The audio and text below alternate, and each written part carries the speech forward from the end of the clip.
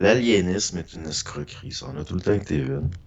Parce que avant, les aliénistes, ils pouvaient pas prescrire de médicaments parce que c'était pas des médecins.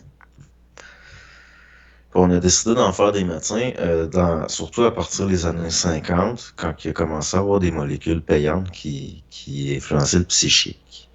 Mhm. Là, ça prenait des aliénistes qui prescrivent, puis des spécialistes de l'aliénisme. On a créé la psychiatrie, entre autres basée sur la théorie du chimico, je sais plus quoi, là. Ce qui est désuet aujourd'hui, ils l'admettent eux-mêmes, mais c'est encore ça qui est la théorie. Pourquoi? Parce qu'elle justifie encore l'usage d'un paquet de molécules. Mhm. Donc, pourtant, on sait que c'est désuet.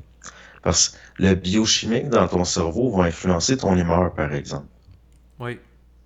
Mais on constate aussi au niveau clinique que si je t'apprends à entretenir ton humeur, tu vas influencer le chimique de ton cerveau.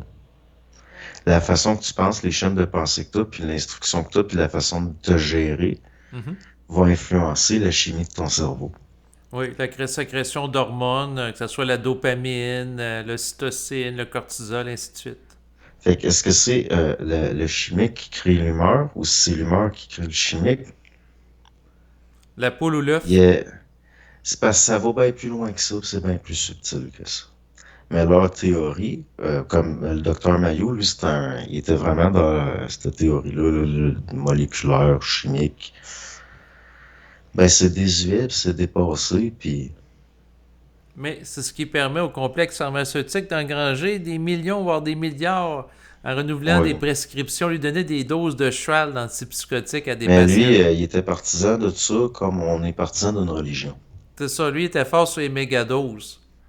Ben, c'est parce que, admettons que tu vas contre ça, il devient agressif, puis là, ça devenait, c'était même plus des arguments rationnels, là.